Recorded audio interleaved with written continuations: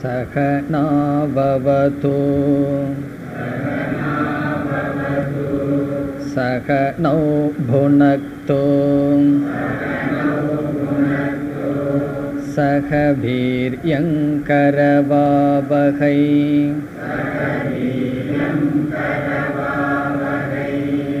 தேஜஸ்வினாவதீதமஸ்து மா வித்விஷாவகைः.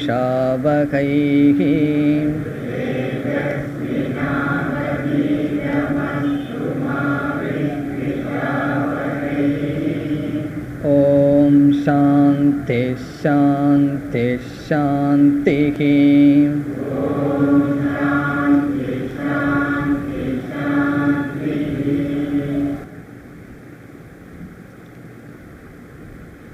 உபனிஷத்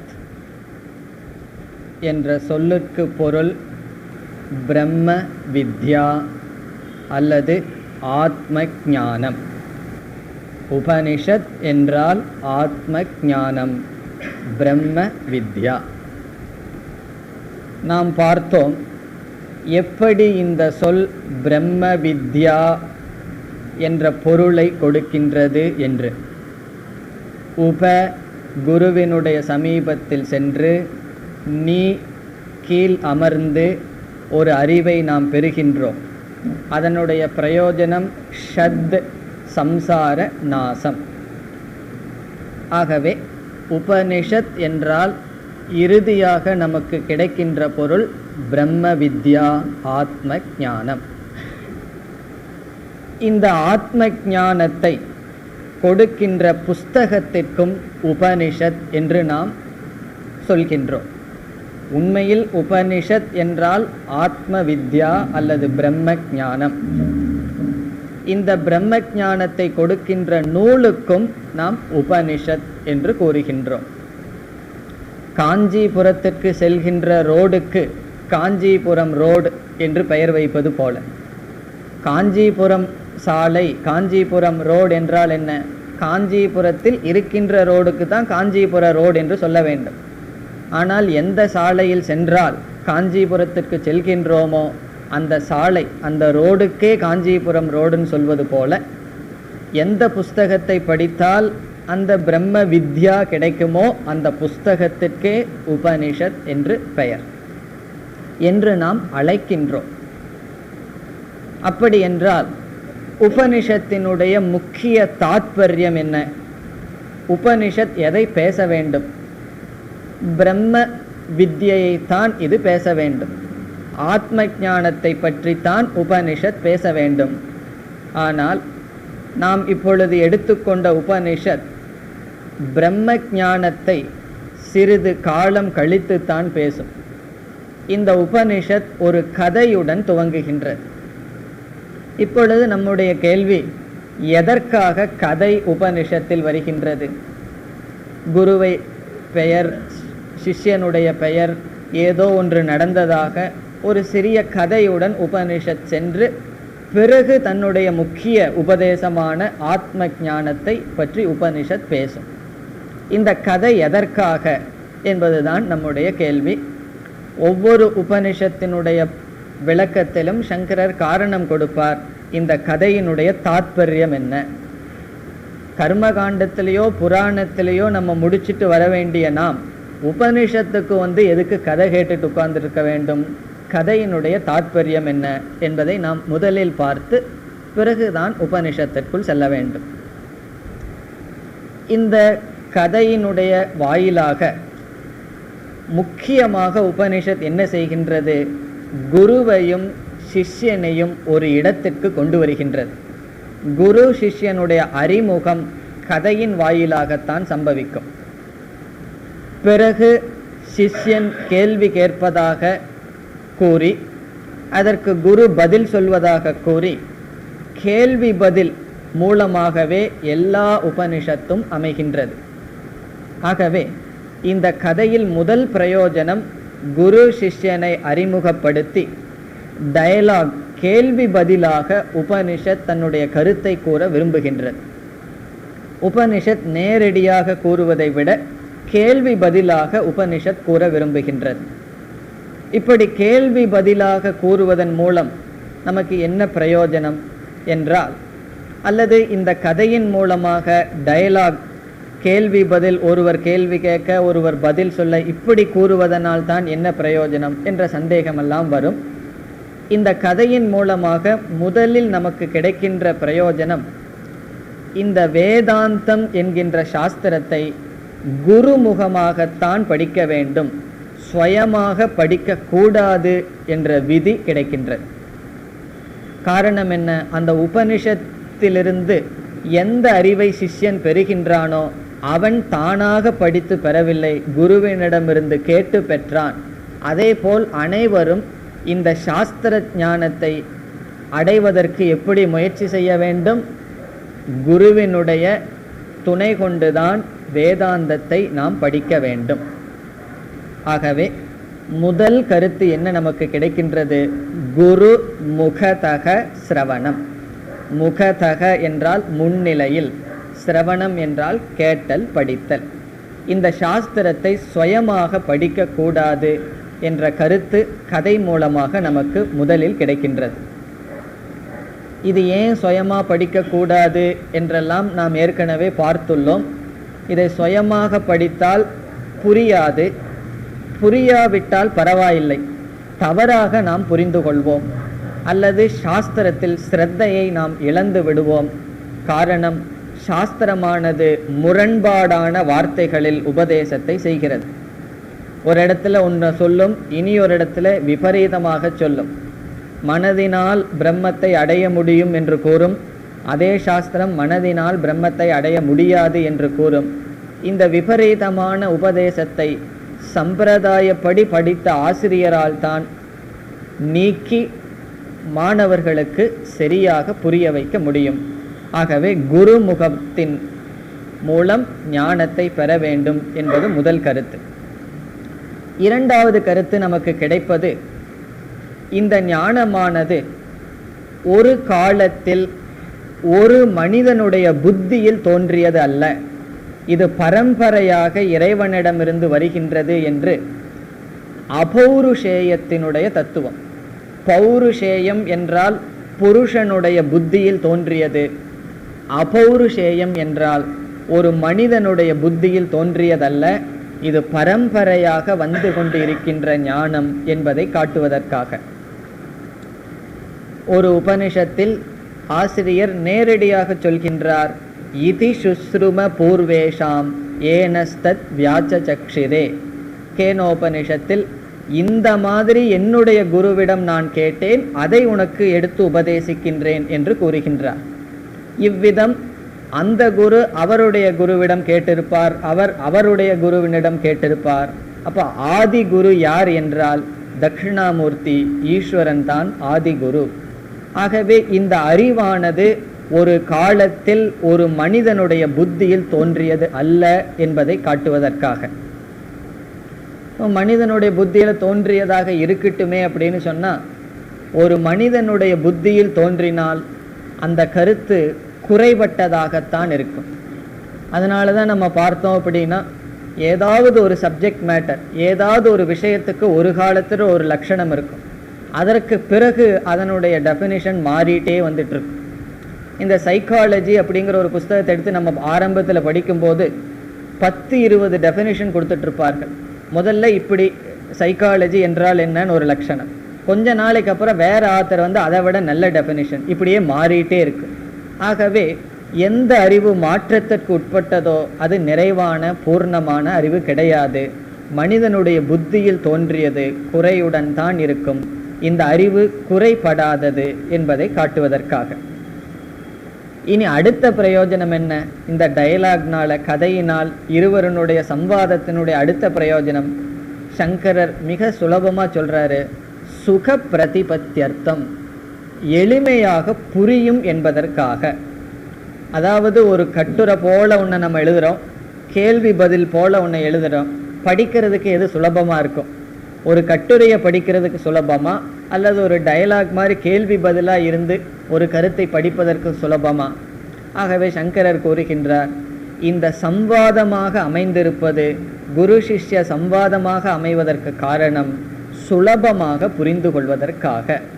கற்றலில் கேட்டலேன் என்று என்பது போல சுலபமாக புரிந்து கொள்வதற்கு இந்த கதையானது பயன்படுகிறது. இந்த இப்படிப்பட்ட கருத்துக்களை நாம் கதையிலிருந்து தெரிந்து கொள்கின்றோம். வேறு இரண்டு முக்கியமான கருத்தும் நமக்கு கதையிலிருந்து கிடைக்கின்றது. சாஸ்திரமானது, வேதமானது சிஷ்யனை அறிமுகப்படுத்தும் பொழுது சிஷ்யனை பற்றி சில குணங்களை சாஸ்திரம் கூறும், உபனிஷத் கூறும். அப்படி கூறும் பொழுது சிஷ்யனுடைய லட்சணம் என்ன என்ற அறிவை நாம் அடைகின்றோம். இந்த உபனிஷத்தில் நச்சிகேதன் என்பவன் சிஷ்யனாக வருகின்றான். அவனை அறிமுகப்படுத்தி அவனுடைய குணநலங்களை எல்லாம் விளக்கும் பொழுது நமக்கு என்ன அறிவு கிடைக்கின்றது? ஒரு சிஷ்யன் இப்படிப்பட்ட குணநலங்களுடன் தான் இருக்க வேண்டும் என்று அதிகாரித்துவம் கதையின் மூலமாக நமக்கு கிடைக்கின்றது. இந்த சொல் நமக்கு ஞாபகம் இருக்கும். அதிகாரி, அதிகாரித்துவம் என்றால் தகுதிகள். நாம் என்ன பார்த்துருக்கோம் தத்துவ போதத்தில் எல்லாம்? சிஷ்யனுடைய தகுதிகள் எவைகள் என்றால் சாதன சதுஷ்டய சம்பத்திகி அப்படின்னு பார்த்தோம். விவேகம், வைராகியம், சமம் முதலிய 6 குணங்கள், முமுக்ஷுத்துவம், இந்த 4ம் சேர்ந்து யாரிடம் இருக்கின்றதோ அவர்கள் தகுதியானவர்கள் என்று பார்த்தோம். இந்த 4ஐயும் ஒரே உபனிஷத்தில் அல்லது எல்லா உபனிஷத்துலேயும் நேரடியாக சொல்லியிருக்கணுங்கிற அவசியம் இல்லை. இது பின்னாடி வந்த ஆச்சாரியர்கள் இந்த 4 சாதனைகளை கோர்த்து நமக்கு கொடுத்தார்கள். ஒவ்வொரு உபனிஷத்திலும் விதவிதமான சாதனைகள் சொல்லப்பட்டிருக்கும். சில உபனிஷத்தில் சில சாதனைகளுக்கு முக்கியத்துவம் கொடுக்கப்படும், சில உபனிஷத்தில் வேறு சில சாதனைகளுக்கு முக்கியத்துவம் கொடுக்கப்படும். அவ்விதம் பார்க்கையில் கடோபனிஷத்தில் வைராகியம் என்ற சாதனைக்கு அதிக முக்கியத்துவம் கொடுப்பதை நாம் பார்க்கின்றோம். இங்கு எல்லா சாதனையும் கூறப்படுகின்றது. குறிப்பாக சிஷ்யனுக்கு இருக்க வேண்டிய சாதனை அந்த வைராகியத்தினுடைய மேன்மையானது இங்கு உயர்வாக கூறப்படுகின்றது. ஆகவே இந்த கதையிலிருந்து நமக்கு கிடைக்கும் அடுத்த பிரயோஜனம் என்ன? சிஷ்யனுடைய லட்சணம். சிஷ்யனுடைய லட்சணத்தை தெரிகிறதுனால எனக்கு என்ன பிரயோஜனம்னு கேட்கக்கூடாது. இப்பொழுது நாம் சிஷ்யனாக இருந்து இதை படிக்கின்றோம். நான் சிஷ்யனாக இருந்து படிப்பதனால் எனக்கு என்னென்ன தகுதிகள் வேண்டும் என்று தெரிந்து கொள்ள வேண்டும். அதை கதையிலிருந்து நாம் தெரிந்து கொள்கின்றோம். இனி அடுத்த பிரயோஜனம், சிஷ்யனுடைய லட்சணத்தை மட்டும் கதையிலிருந்து தெரிந்து கொள்வதில்லை, குருவினுடைய லட்சணத்தையும் நாம் இந்த கதையிலிருந்து அறிகின்றோம். எப்படிப்பட்ட குருவிடம் சாஸ்திரத்தை படிக்க வேண்டும், யார் உபதேசம் செய்தால் படிக்க வேண்டும் என்று குருவினுடைய லட்சணமும் நமக்கு கதையின் மூலமாகத்தான் கிடைக்கின்றது. ஸ்ரோத்ரியம், பிரம்மனிஷ்டம் என்றெல்லாம் உபனிஷத் கூறும். இதில் குருவினுடைய முக்கியமான லட்சணம் என்ன?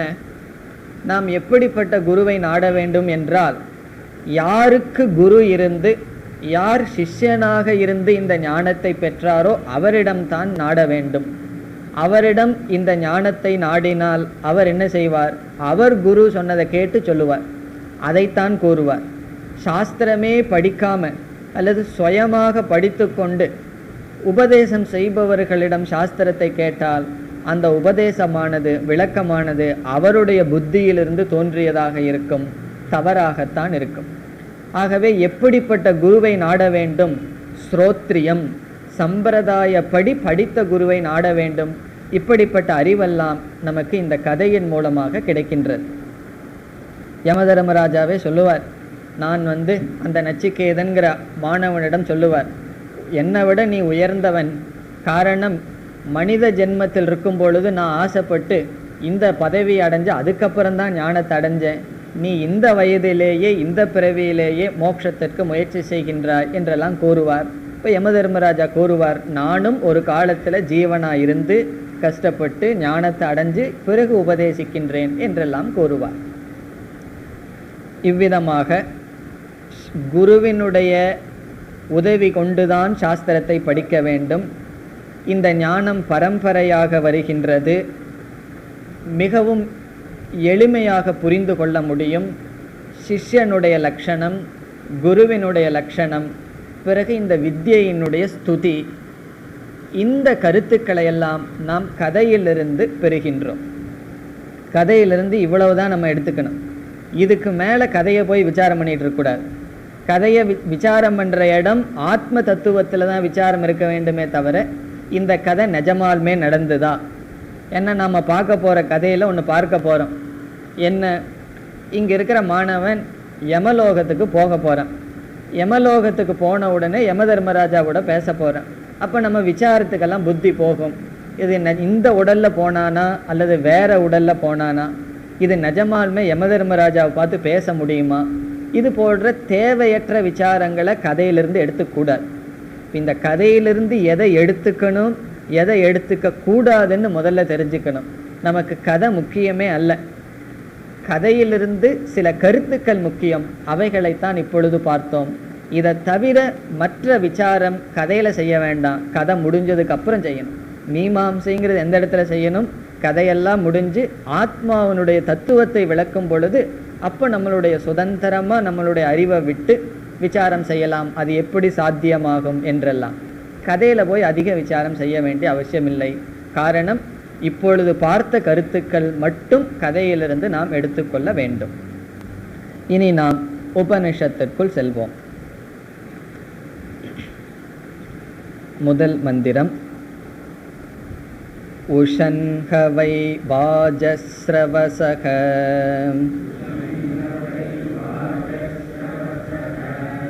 சர்வவேதசம் ததோ தஸ்யக நச்சிகேதா நாம புத்ர ஆச.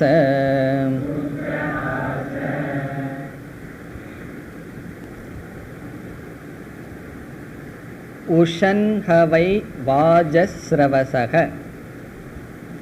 ஹ வை என்ற இரண்டு சொற்கள் உபனிஷத் ஞாபகப்படுத்துகிறதாம். அந்த கதையை ஞாபகப்படுத்துதான். ஹ வை அல்லது முன்னொரு காலத்தில் என்று பொருள். ஹ வை என்பதனுடைய அர்த்தம் முன்னொரு காலத்தில். ஒன்ஸ் அப்பான் அ டைம், ஒரு காலத்தில் என்ன நடந்தது அப்படின்னு உபனிஷத் கதையை ஆரம்பிக்கின்றது.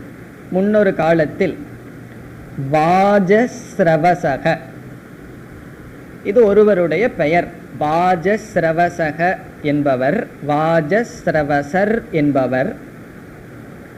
பிறகு முதல் சொல் உஷன். உஷன் என்றால் ஆசைப்பட்டவராக,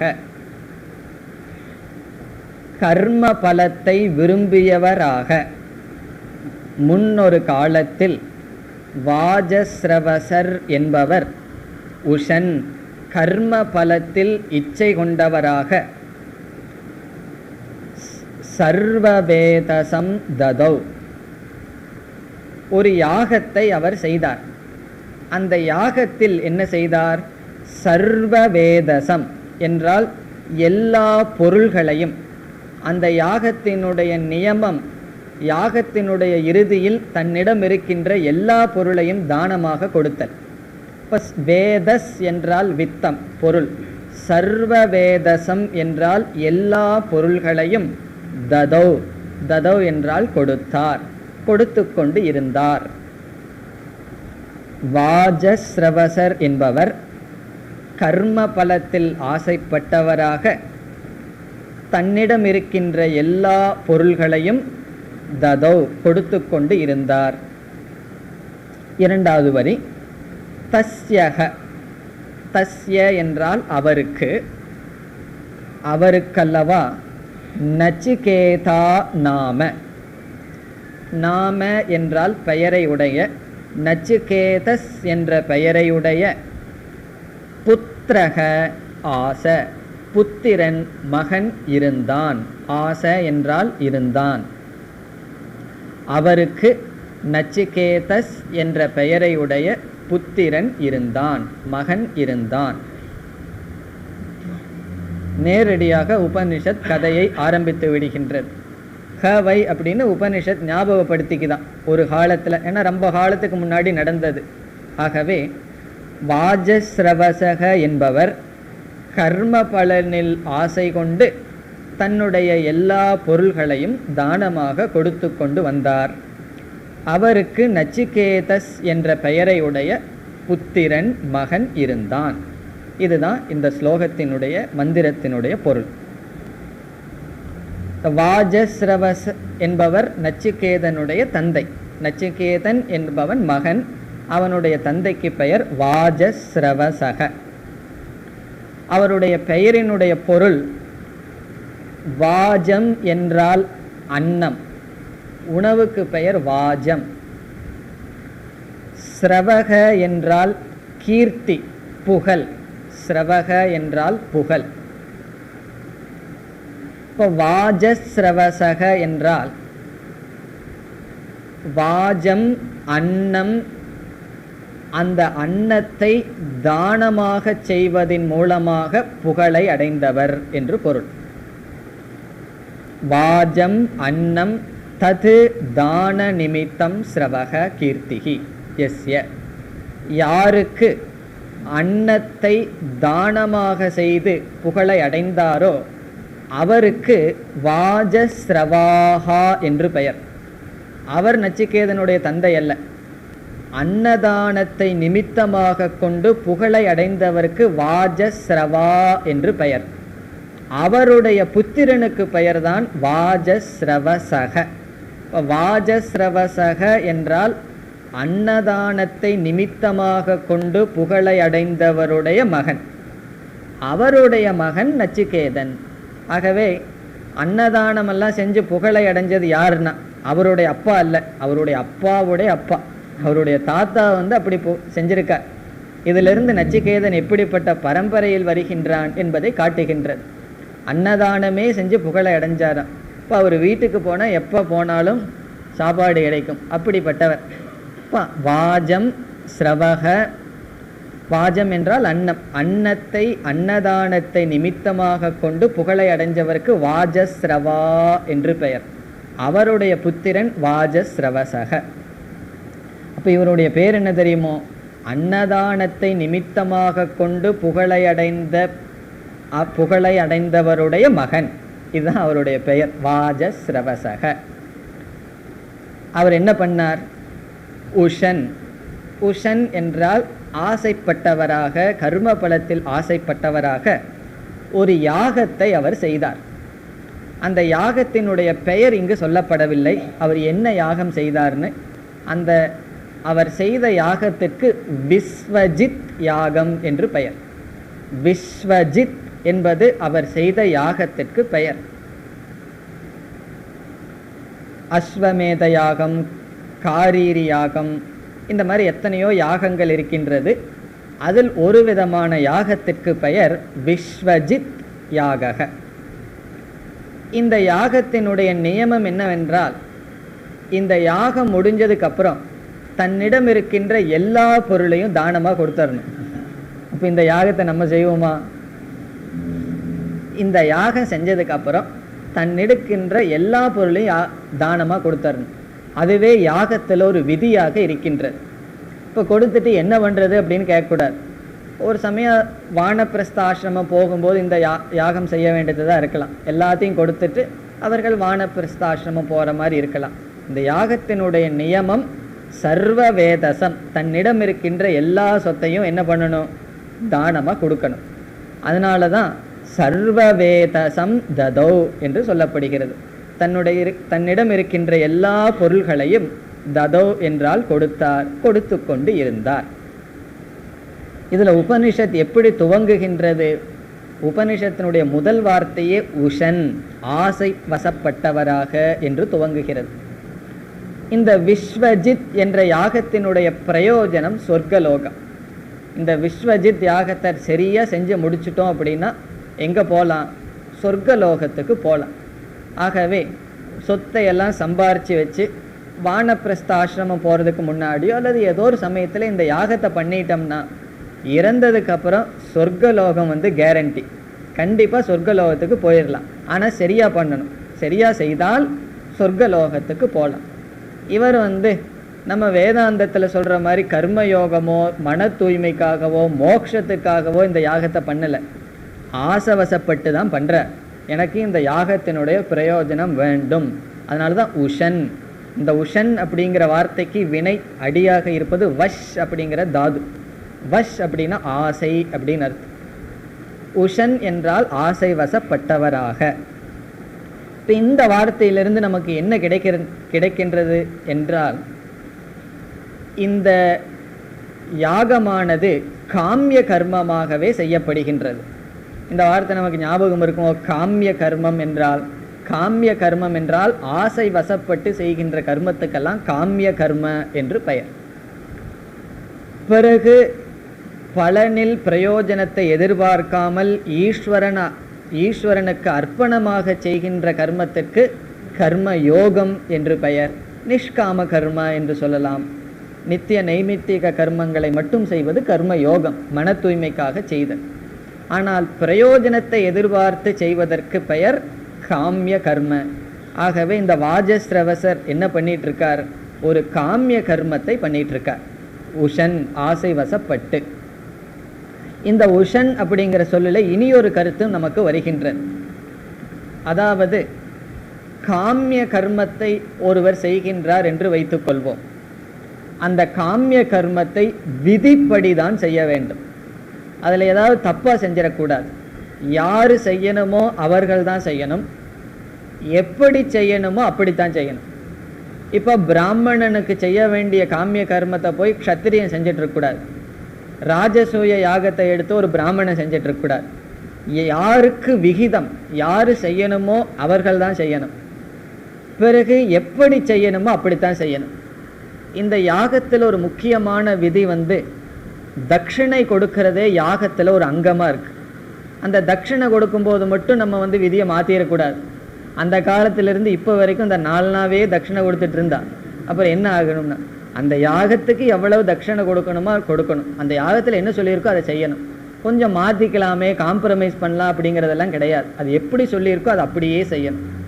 நம்ம அப்படியே செய்யலை அப்படின்னு வச்சுக்குவோம், தவறாக செய்துவிட்டால் நம்ம அறியாமையினால் தப்பு செய்தாலும் கூட பிரயோஜனம் கிடைக்கலனா பரவாயில்ல, இந்த தெரியாமல் வேற ஒரு மருந்தை சாப்பிட்டா சைடு எஃபெக்ட் வர்ற மாதிரி இந்த காமிய கர்மம் தவறாக செய்யப்பட்டால் ஒரு தோஷம் வரும்னு சாஸ்திரத்தில் சொல்லியிருக்கு. அந்த தோஷத்துக்கு பெயர் என்ன? பிரத்யவாய தோஷக அப்படின்னு பேர். பிரத்யவாய தோஷக என்றால் காமிய கர்மத்தை செய்யும் பொழுது தவறாக, அந்த இடத்துல இக்னோரன்ஸ், எனக்கு அறியாமையில் செஞ்சுட்டேன்னு சொல்லக்கூடாது. அது சரியா தெரிஞ்சாதான் செய்யணும். இப்போ ரோட்டில் போயிட்டு இருக்கும்போது லெஃப்டில் போக வேண்டிய இடத்துல ரைட்டில் போயிட்டோம்னு வச்சுக்கோ, போலீஸ் பிடிச்சிக்கிறேன், ஏன் ரைட்டில் வந்தால் லெஃப்டில் தானே வரணும்னு, எனக்கு தெரியல அப்படின்னு சொல்லக்கூடாது. காரணம் என்ன? ரோட்டில் போகும் பொழுதே ரூல்ஸ் தெரிஞ்சால் தான் போகணும். அதாவது வாகனத்தில் போகணும். ரூல்ஸ் தெரியல அப்படின்னா போகக்கூடாது. அதே போல் இந்த யாகத்தில் இப்படி செய்யணும்னு எனக்கு தெரியலன்னு சொல்லக்கூடாது. அது எப்படி செய்யணும்னு தெரிஞ்சால் செய்யணும், தெரியலனா சும்மாவாது இருக்கணும். ஆகவே காமிய கர்மத்தில் விதிப்படி தான் செய்ய வேண்டும். இதெல்லாம் மிக மிக முக்கியம். தப்பாக செஞ்சோம்னா பிரத்யவாய தோஷம் வந்துடும். இனி ஒரு கருத்து இருக்குது. முக்கால்வாசி செஞ்சுட்டு சில பேர் அப்படித்தான், ஒன்று ஆரம்பித்தாங்கன்னா கொஞ்சம் செய்வார்கள், அதுக்கு மேலே பொறுமை இருக்காது, விட்டுருவார்கள். அதுக்கப்புறம் நான் முக்கால்வாசி செஞ்சேனே அதுக்களவாக பிரயோஜனம் வந்துக்கிட்டுன்னா வராது. அது முழுதும் செய்து முடித்தா தான் பிரயோஜனம் வரும். முக்கால்வாசி செஞ்சிட்டோம்னா அதில் பிரயோஜனம் வராது. இப்போ நம்ம அனுபவத்தில் வேறொரு உதாரணம் எடுத்துக்குவோம். இப்போ ஒருவர் விஷ்ணு சகசரநாமம் 3 முறை பாராயணம் பண்ணுறன்னு முடிவு பண்ணிடுறார். அதுக்கு அவர் காமியம் மனசில் பிரார்த்தனை வச்சுருக்கார், இது செஞ்சிடுதுன்னா இது நடக்கணுங்கிறதுக்காக இதை செய்கிறேன் அப்படின்னு. அவர் 2.25 வரைக்கும் பண்ணுறதுக்கு தான் பொறுமை இருக்குது. எப்போவுமே கடைசியில் சில பேர்த்துக்கு பொறுமை இருக்காது, விட்டுட்டு வந்துடுறாங்கன்னா முக்கால்வாசி கொஞ்சம் தானே, அதுக்களவாக பிரயோஜனம் குறையிட்டே அப்படின்னா அது கிடையாது. முழுமையாக செஞ்சால் பிரயோஜனம், அப்படி இல்லை அப்படின்னா பாதி பிரயோஜனமெல்லாம் கிடைக்காது.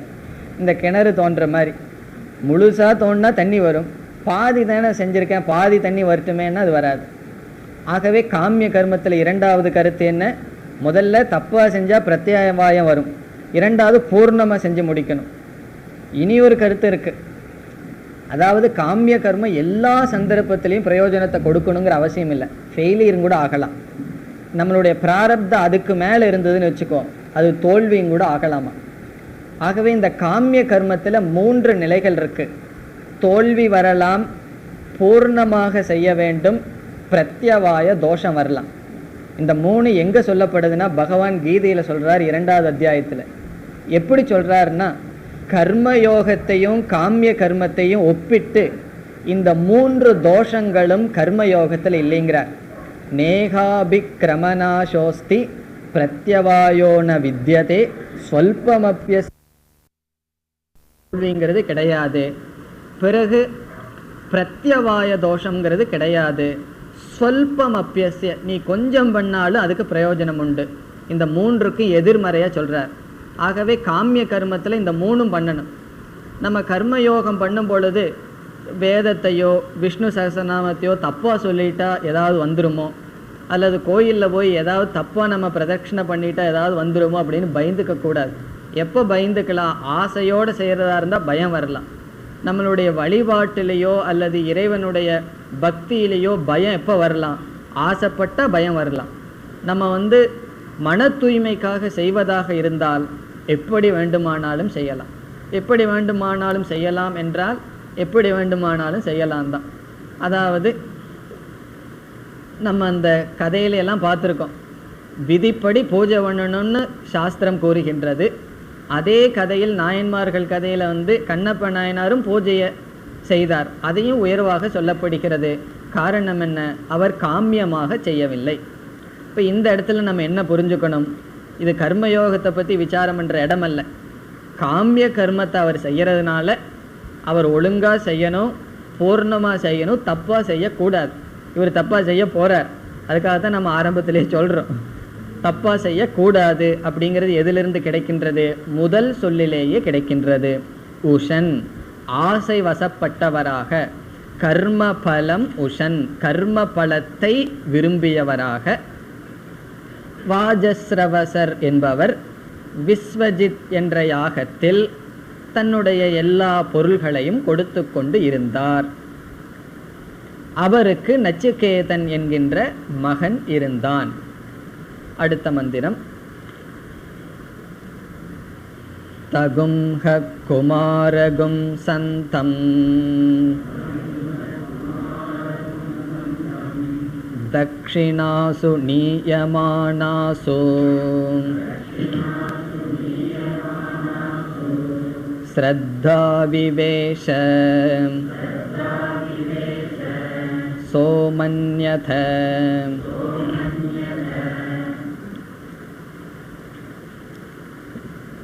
நச்சிகேதன் என்கின்ற மகன் இருந்தான். அவன் எப்படிப்பட்டவன்? அவனுடைய வயது என்ன? அவன் குமாரன் என்று உபனிஷத் கூறுகின்றது. குமாரன் என்றால் சிறு பிள்ளை, சிறு வயதை உடையவன். அவன் குமாரனாக இருந்தாலும் அவன் என்ன செய்து கொண்டிருந்தான்? அப்பா செய்கிற யாகத்தை பார்த்துட்டு இருந்தான். யாகத்தினுடைய கடைசி பகுதி தட்சிணைகள் அவர் கொடுத்து கொண்டு இருந்தார். இவ்விதம் தட்சிணைகளை கொடுத்து கொண்டு இருப்பதை அந்த சிறு பையன் பார்த்து கொண்டு இருந்தான். அந்த தட்சிணை கொடுக்கும் பொருள்களை பார்த்தவுடன் அவனுடைய மனதில் ஒரு பரிவு, ஒரு இரக்கம் ஏற்படுகின்றது. பிறகு அவன் சிந்திக்கின்றான். எப்படி சிந்திக்கின்றான் என்பது அடுத்த மந்திரத்தில் வரும். இப்போ இந்த மந்திரத்தினுடைய சாரம் என்ன? குமாரனாக இருக்கின்ற அவனுடைய மனதை ஸ்ரத்தையானது, ஆஸ்திக புத்தியானது அடைந்தது. எப்பொழுது? தட்சிணைகளை கொடுத்து கொண்டிருக்கின்ற சமயத்தில். அவருடைய தந்தை தட்சிணைகளை கொடுத்து கொண்டிருக்கின்ற பொழுது அவனுடைய மனசில் தந்தையை குறித்து ஒரு ஸ்ரத்தை வந்தது, ஒரு பரிவு மனதில் தோன்றியது. மந்திரத்திற்கு செல்லலாம். தம்ஹ குமாரகும் சந்தம். தம் குமாரம் சந்தம். சந்தம் என்றால் இருந்து கொண்டு இருப்பவன். அவன் எப்படிப்பட்டவனாக இருக்கின்றான்? தம் குமாரம். குமாரம் என்றால் சிறு பிள்ளை, சிறு வயதை உடைய அவனை. தம் என்றால் அவனை. அப்படிப்பட்ட குமாரனாக இருக்கின்ற அவனை, சிறு வயதை உடைய அவனை. இரண்டாவது வரி, ஸ்ரத்தா ஆவிவேஷ. ஸ்ரத்தையானது நுழைந்தது. ஆவிவேஷ என்றால் அவனுக்குள் நுழைந்தது, அவனை அடைந்தது. ஸ்ரத்தா. இந்த இடத்துல ஸ்ரத்தா என்றால் கருணை அல்லது அப்பாவை மனதில் நினைத்து அவர் செய்கின்ற செயலை நினைப்பதனால் வருகின்ற ஒரு பரிதாப உணர்வு, அதுதான் ஸ்ரத்தை.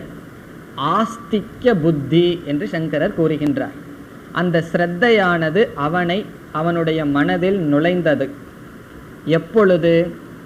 தக்ஷிணாசு நீயமானாசு. தக்ஷிணாசு நீயமானாசு என்றால் தட்சிணையை கொடுத்து கொண்டிருக்கின்ற சமயத்தில். யாகத்தை எல்லாம் அவருடைய தந்தை முடித்து விட்டார். கடைசி அங்கமானது எல்லா பொருளையும் கொடுத்து கொண்டு இருக்க வேண்டும். அந்த சமயத்தில் தட்சிணைகளை கொடுத்து கொண்டிருக்கின்ற சமயத்தில் அதை பார்த்து அவனுடைய மனதில் ஒரு ஸ்ரத்தை தோன்றியது. தந்தை செய்கின்ற செயலை பார்த்து தந்தையின் மீது ஒரு வருத்தம் தோன்றியது, ஒரு துக்கம் அவனுக்குள் தோன்றியது. பிறகு சக அமன்யத, அவன் கீழ்கண்டவாறு சிந்தித்தான். சக நச்சிகேதா, அந்த நச்சிகேதன் என்ன செய்தான்? அமன்யத. அமன்யத என்றால் இறந்த காலம். சிந்தித்தான், கீழ்கண்டவாறு சிந்தித்தான். அவனுடைய மனசில் என்ன எண்ணங்கள் ஓடியது, அது அடுத்த மந்திரத்தில் வர இருக்கின்றது. இவ்விதம் அவன் சிந்தித்தான், அவனுடைய மனதில் எண்ணினான். இதுல நச்சிகேதனுடைய வயது உபனிஷத் தெளிவாக கொடுக்கவில்லை. குமாரன் என்று சொல்கின்றது. குமாரன் என்றால் சிறு பிள்ளை. நம்ம 5 வயசுலேருந்து 13க்குள்ள ஏதோ ஒரு வயசை உடையவன்னு வச்சுக்குவோம். ஏன்னா சிறு வயது, குமாரன் என்கின்ற வயது. அவன் கேட்குற கேள்வி பார்த்தா 70 வயசுன்னு சொல்லணும். ஏன்னா அவ்வளோ ஒரு அறிவை உடையவனாக இருக்கின்றான். ஆனாலும் சிறு பிள்ளைகளும் சில சமயம் அவ்வளோ அறிவை உடையவதாக இருக்கின்றது. ஒரு 6ஆம் கிளாஸ் படிக்கிற பையன் வந்தான் என்னை பார்ப்பதற்கு. அவன் ஒரு கேள்வி கேட்டான். எனக்கு சந்தேகமாக போச்சு, இது இவன் கேட்குறானா யாராவது சொல்லி கொடுத்து கேட்குறாங்களான்னு. ஆனால் அவனுடைய வார்த்தையிலிருந்து அவன் தான் கேட்குறான்னு புரிஞ்சுது. அவன் கேட்ட கேள்வி, சாமி நம்ம பிறக்கிறோம், வாழ்கிறோம், சாகிறோம், எதுக்கு பிறக்கிறோம்? இதுதான் அவனுடைய கேள்வி. பிறக்கிறோம், வாழ்கிறோம், சாகிறோம், எதுக்கு பிறக்கணும் அப்படின்னு. கேள்வி நல்லா இருக்குது, நச்சிகேதனை போல கேள்வி இருக்குது. ஆனால் அந்த பதில் அவனுக்கு புரியுமா இல்லையாங்கிறது வேற பிரச்சனை. இந்த நச்சிகேதனுக்கு புரிய போகுது. ஆகவே சிறு வயதாக இருந்தாலும் கூட சில சிறு வயது குழந்தைகள் கேட்குற கேள்வியை நம்ம பதில் சொல்ல முடியாது. ஆகவே அறிவை உடைய இந்த நச்சிகேதன் சிறு வயதை உடையவன், கொஞ்சம் வேதமெல்லாம் அத்தியனம் செய்தவன், கொஞ்சம் வேதம் படிச்சுட்டு இருக்கிற காலத்தில் அவன் இருக்கான். ஆகவே சிறு வயது, இது எவ்வளவு வயதுங்கிற விசாரம் தான் நமக்கு வேண்டாம். காரணம் என்ன? கதையில் எது தேவையோ அதை மட்டும்தான் பார்த்துருக்கோம். சில பேர் ரிசர்ச் பண்ணுவார்கள், இந்த நச்சிகேதனுக்கு எவ்வளோ வயசு இருக்குன்னு. அது தெரிஞ்சு நமக்கு என்ன பிரயோஜனம் வரப்போகுது? நச்சிகேதன் எப்படிப்பட்ட மனநிலையில் இருந்தான், அந்த மனநிலை அடைகிறது தான் நமக்கு பிரயோஜனம். ஆகவே சிறு வயதை உடைய நச்சிகேதன். அதாவது சாஸ்திரத்தில் நம்மளுடைய வாழ்க்கையில் விதவிதமாக பிரிக்கிறார்கள். முழு வாழ்க்கையை 2ஆக பிரிப்பார்கள், 3ஆக பிரிப்பார்கள், ஒரு இடத்துல 4ஆக பிரிக்கப்படுகிறது. ஒரு ஸ்லோகத்தில் 4ஆக பிரித்து ஒவ்வொரு காலத்திலையும் என்னென்ன செய்யணும்னு சொல்லியிருக்கு. அது முதல் காலத்தில் என்ன செய்யணும்னா, ஆத்யே வயசி ந அதீதம். ஆத்யே வயசி என்றால் முதல் வயதில், முதல் காலத்தில், முதல் பருவத்தில், ந அதீதம் ஒருவன் படிக்கவில்லை என்றால், த்விதீயே வயசி ந ஆர்ஜிதம் தனம், 2வது பருவத்தில் ஒருவன் சம்பாதிக்கவில்லை என்றால். இப்போ 2வது பருவம் எதுக்குன்னா கொஞ்சம் சம்பாரித்து வைக்கிறதுக்கு. த்விதீயே ஆர்ஜிதம் ந ஆர்ஜிதம் தனம், கொஞ்சம் எல்லாம் சம்பாரித்து வச்சுக்கணும். பிறகு திருத்தீயே தபசா ந தப்தம், அதுதான் ரொம்ப முக்கியம். 3வது பகுதியில் என்ன பண்ணணும்னு சாஸ்திரம் சொல்கின்றது? தபசா ந தப்தம், ஒருவன் தபம் செய்யவில்லை என்றால். சதுர்த்தே கிம் கரிஷ்யசி, அவன் 4வது வயசில் என்னதான் பண்ணுவான் அப்படின்னு இந்த ஸ்லோகத்தில் கேள்வி கேட்கப்படுகிறது. இப்போ என்ன செய்யணுமா? முதல் பருவத்தில் படிக்கணும், சின்ன வயசில் ஒழுங்காக படிக்கணும். படிக்கிறதெல்லாம் அந்த வயதில் தான். பணத்தை பார்க்க ஆரம்பிச்சிட்டோம்னா படிப்பு புத்தி போகாது. இந்த பணத்தை பார்க்கறதுக்கு முன்னாடியே படிச்சிடணும். 2வது வயசில் என்ன பண்ணணும்னா, சம்பாதிக்க வேண்டிய வயசு, கொஞ்சம் சம்பாதிக்கணும், சம்பாதிச்சு கொஞ்சம் சேர்த்து வச்சுக்கணும். 3வது வயதில் என்ன செய்யணும்னா தபம்னு சொல்லியிருக்கு. தபம்னா கொஞ்சம் தனிமையில் சென்று, அந்த 3வது வயது எப்படின்னா ரொம்ப ஆரோக்கியம் போகலை, அதே சமயத்தில் உலகத்தில் இருக்கிற பார்க்க வேண்டியதெல்லாம் பார்த்தாச்சு, கொஞ்சம் ஹெல்த் பாக்கி இருக்கு, அதை வச்சு என்ன செய்யணும்? தபஸ் பண்ணணும். இந்த உலகத்தில் இருக்கிற போக பொருள் அனுபவிக்கினாலும் உடம்புல சக்தி வேணும், தபஸ் பண்ணணும்னாலும் கூட சக்தி வேணும். ஒரு 3/4 மணி நேரம் அசையாமல் உட்கார்ந்து இருக்கணும்னா அதுக்கு எவ்வளோ சக்தி வேணும், அது முயற்சி பண்ணி பார்த்தா தெரியும். ஆகவே அந்த காலத்தில் என்ன பண்ணணும்னா தபஸ் பண்ணணுமா. இப்படி ஒருவன் எல்லாம் செஞ்சிட்டான்னா 4வது பகுதியில் அவன் சந்தோஷமாக வாழ்வான். அப்படி இல்லை அப்படின்னா அவன் மற்றவங்களுக்கு சுமையாக இருந்தால் பரவாயில்ல, அவனுக்கே சுமையாக இருப்பான். கிம் கரிஷ்யசி, அவன் அந்த கடைசி வயதில் என்ன பண்ணிகிட்டு இருப்பான்? மற்றவங்களையெல்லாம் டிஸ்டர்ப் பண்ணிகிட்டு இருப்பான்னு அர்த்தம். வேற ஒன்றும் அவனால் செய்ய முடியாது. ஆகவே இந்த மாதிரி வயது விதவிதமாக பிரிக்கப்படுகிறது. இங்கு சிறு வயதில் இருக்கின்ற நச்சிகேதன், அவனுக்கு கொஞ்சம் சம்ஸ்காரமெல்லாம் இருக்குது, சாஸ்திரமெல்லாம் படித்து ஏதோ கொஞ்சம் தெரிஞ்சிருக்கான். வேதாந்தம் அவன் படிக்கலை, இனிமேல் தான் படிக்க போகிறான். ஆனால் தர்மசாஸ்திரம் கொஞ்சம் தெரிஞ்சிருக்கிறதுனால அந்த தட்சிணை எப்படிப்பட்ட தட்சிணையாக இருக்க வேண்டும்? தன்னிடம் இருக்கின்ற எல்லாத்தையும் கொடுக்கணும், நல்ல பொருளை கொடுக்கணும்.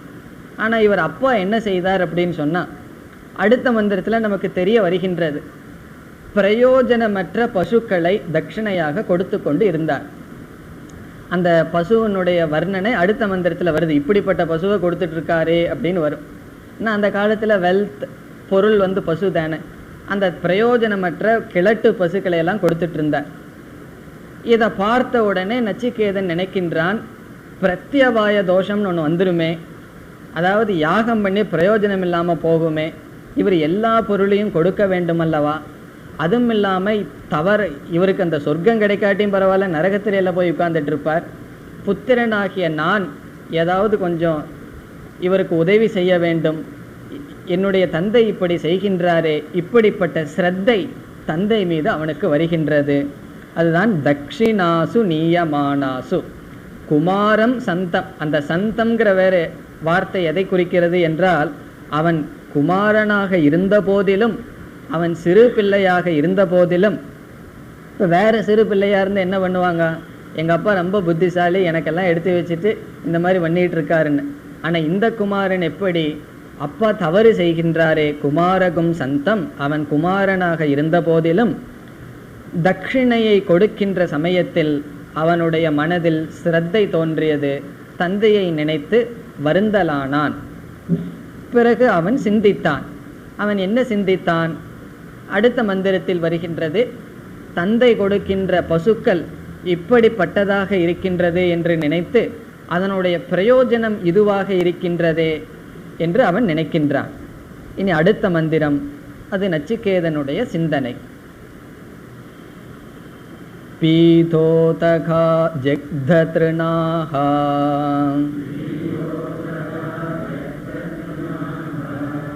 துக்ததோஹா நிரீந்திரியாஹ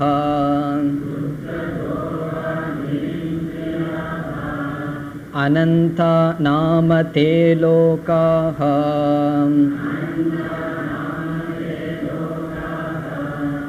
தான்ச கச்சதி தாததத்.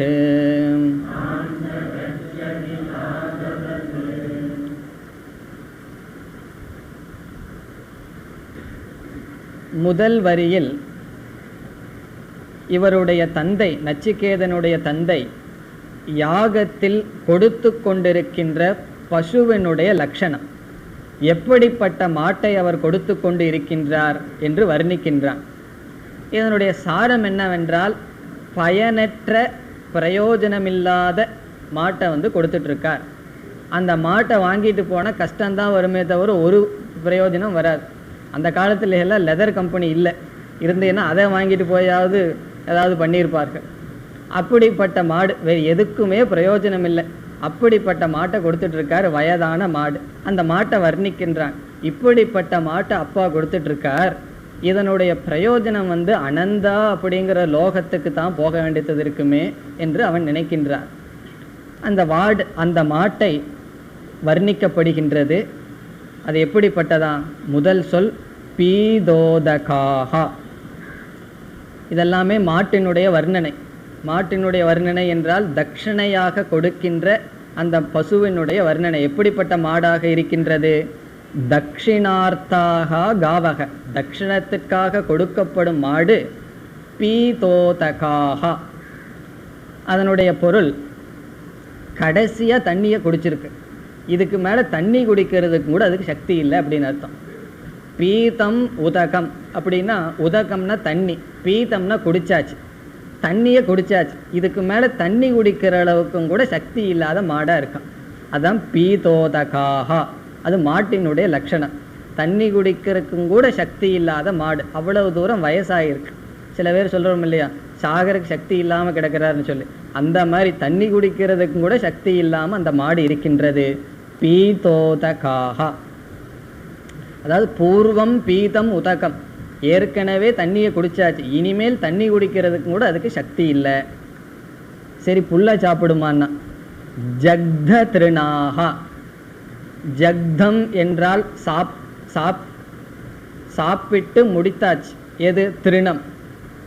ஏற்கனவே சாப்பிட வேண்டிய புல்லையெல்லாம் சாப்பிட்டு முடிச்சாச்சு, இனிமேல் புல்ல சாப்பிட்ற அளவுக்கு கூட அதுக்கு பல்லும் இல்லை சக்தியும் இல்லை, அந்த நிலையில் இருக்கு. ஜக்த திருநாகா என்றால் சாப்பிட வேண்டிய புல்லையெல்லாம் சாப்பிட்டு முடிச்சாச்சு, இனிமேல் புல்ல சாப்பிட்ற அளவுக்கும் கூட அதுக்கு சக்தி கிடையாது. அடுத்தது துக்த தோஹாஹா. துக்த தோகம் என்றால் அது எவ்வளவு பாலை கொடுக்கணுமோ அது கொடுத்தாச்சு, இனிமேல் அந்த பசுவிலிருந்து பால் அப்படிங்கிறதே நமக்கு கிடைக்காது. துக்தம் என்றால் பால் கறத்தல், தோகக என்றால் பால்.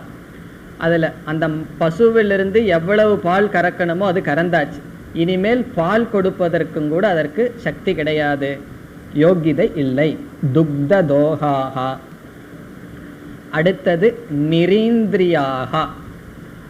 நிரீந்திரியம் என்றால் கன்று ஈன்றும் சக்தி அந்த பசுவுக்கு கிடையாது, மீண்டும் கன்றை போடும் சக்தி அந்த பசுவுக்கு கிடையாது. நிரீந்திரியம், அந்த பசுனால ஒரு பிரயோஜனம் இல்லை. இப்படிப்பட்ட பசுவை என்ன பண்ணிட்டு இருக்கார், அவங்க அப்பா எடுத்து யாகத்தினுடைய அங்கமாக தானம் பண்ணிட்டு இருக்கார். பிறகு இப்படிப்பட்ட பசுவை தானம் பண்ணா என்ன பிரயோஜனம், என்ன பிரத்யவாய தோஷம் வரும் என்பதை நச்சிகேதன் நினைச்சு பார்க்குறான். அப்பா பாட்டுக்கு இப்படிப்பட்ட பசுவை எடுத்து தானம் பண்ணிட்டு இருக்காரு, இப்படி பண்ணிட்டு இருக்கிறதுனால அவருக்கு சொர்க்கம் கிடைக்கலினாலும் பரவாயில்ல, அவர் ஒரு லோகத்துக்கெல்லாம் போவாரு, எந்த லோகத்துக்கு போவார் என்பதை அவன் கூறுகின்றான், மனதில் நினைக்கின்றான். அனந்தா நாம தே லோகாகா. தே லோகாகான அப்படிப்பட்ட லோகம், பிரசித்தமான லோகம் இருக்கின்றது. நாம என்றால் பெயர், அந்த லோகத்துக்கு பெயர் என்ன? அனந்தா. அனந்தா என்கின்ற பெயரையுடைய லோகம் இருக்கின்றது. அனந்தா என்றால் நந்ததி என்றால் மகிழ்ச்சி என்று பொருள். நந்தக நந்தகுமாரகன் எல்லாம் சொல்றோமே, நந்த் என்றால் மகிழ்ச்சி சுகம், நந்ததி என்றால் அவன் சந்தோஷமாக இருக்கின்றான் என்று பொருள். இப்ப நந்தக என்றால் சுகம், அநந்தக அனந்தக என்றால் சுகமற்ற என்று பொருள். அந்த லோகத்துக்கு பேரே சுகமற்ற லோகம் என்று பெயர். அனந்தா என்று மூன்றாவது தா, அனந்தா என்று எப்பொழுதும் அப்படிங்கிற பொருள் அல்ல, அனந்தா என்றால் சுகமற்ற, அந்த லோகத்துக்கு பேரே சுகமற்றது அப்படின்னு பெயர். அப்படி சுகமற்ற லோகத்திற்கு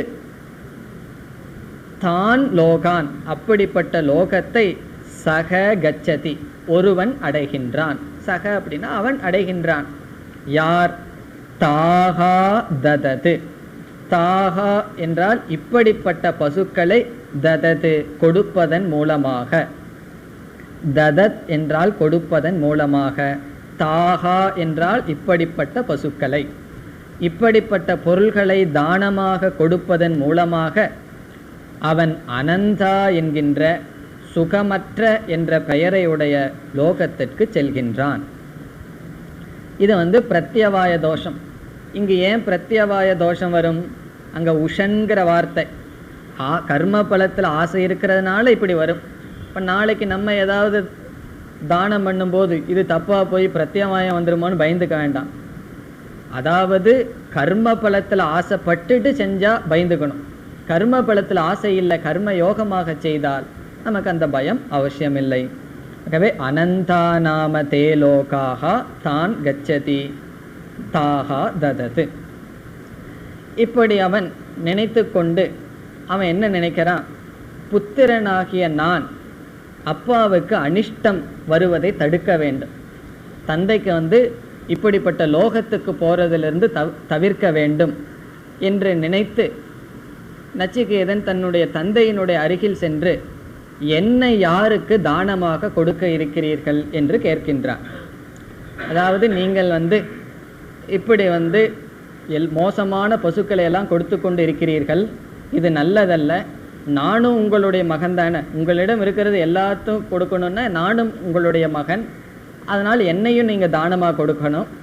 அப்படி அவன் நினச்சி கேட்டிருக்கலாம். அல்லது அப்பா செய்கிறத நிறுத்துறதுக்காக அவன் இடையில குறுக்க போய் நின்று என்ன யாருக்கு தானமாக கொடுக்கிறீர்கள் என்று கேட்கின்றான். அது அடுத்த ஸ்லோகத்தில் வருகின்றது. 4வது ஸ்லோகம்.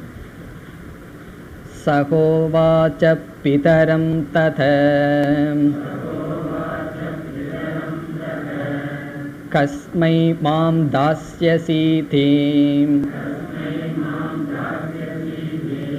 த்விதீயம் த்ரிதீயம் தகும் ஹோவாச மிருத்யவே த்வா ததாமீதி.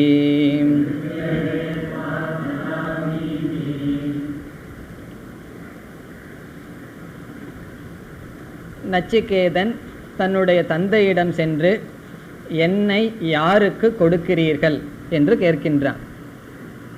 இப்போ அப்பா எப்படி இருக்கார், ரொம்ப பிஸியாக இருக்கார். அந்த கெழுட்டு பசுவையெல்லாம் எடுத்து கொடுத்துட்டு ரொம்ப பிஸியாக அதில் இருக்கும்போது இவன் குறுக்க போய் பண்ணோம் அப்படின்னா பெரியவர்களுக்கு கோபம் வருமா வராதா? இந்த பெரியவர்கள் ஏதாவது முக்கியமான வேலை பண்ணிகிட்டு இருக்கும்போது சின்ன குழந்தைங்க ஏதாவது பண்ணால் முதல்ல என்ன வருது, ஏதாவது சொல்லுவசா நீனே அப்படின்னு ஏதாவது சொல்லித்தான் திட்டுவார்கள். அப்படி அப்பாவுக்கு கோபம் வருது. இவன் ஒரு முறை கேட்டிருந்தாலும் பரவாயில்ல, 2 3 முறை கேட்குறான். துதியம் திருத்தீயம், என்னை யாருக்கு கொடுப்பீங்க, என்னை யாருக்கு கொடுப்பீங்க. அப்பா கோபத்தில் சொல்கிறாரு, உன்னை நான் யமனுக்கு கொடுக்குறேன் அப்படின்னு கோபத்தில் சொல்லிடுறார். அதுதான் இந்த மந்திரத்தில் வருகின்றது. சக உவாச்ச பிதரம். சக என்றால் நச்சிகேதக, நச்சிகேதா. அந்த நச்சிகேதன் உவாச்ச அவன் கேட்டான். யாரிடம்? பிதரம், தந்தையிடம் பேசினான், தந்தையிடம் கூறினான். அவன் என்ன கூறினான் என்று சொல்லப்படுகிறது. தத, தத என்றால் தாத, தந்தையே, தந்தையை அழைக்கின்றான் அப்பா. தத என்றால் அப்பா. கஸ்மை மாம் தாஸ்யசி, கஸ்மை யாருக்கு, மாம் என்னை, தாஸ்யசி கொடுக்கிறீர்கள், இதி இதி உவாச்ச இவ்விதம் கேட்டான். யாருக்கு என்னை தானமாக கொடுக்கிறீர்கள்? என்ன அப்பா செய்கிறதெல்லாம் எல்லாம் பழைய வயதான பசுக்களை கொடுத்துட்ருக்கார். இவனுக்கு அது பொறுக்கல. ஆகவே அவன் சென்று கேட்கின்றான், சிறிய பையன், யாருக்கு என்னை தானமாக கொடுக்கிறீர்கள்? அப்பா முதல் சொன்ன வார்த்தையை சரியாக கவனிக்கல. த்விதீயம், 2வது முறையும் இதையே கேட்கின்றான். உபனிஷத் கொஞ்சமாக தான் பேசுது. த்விதீயம் 2வது முறையும். என்ன புரிந்து கொள்ள வேண்டும்? கஸ்மை மாம் தாஸ்யசி, என்னை யாருக்கு கொடுக்கிறீர்கள் என்று கேட்கின்றான். அப்பாவினுடைய கவனம் மீண்டும் திரும்பவில்லை. திருத்தீயம், மீண்டும் கேட்கின்றான். 3வது முறையும் கேட்கின்றான். அப்பா காதில் விழுகுது, பொருள்படுத்தாமல் இருக்கார்.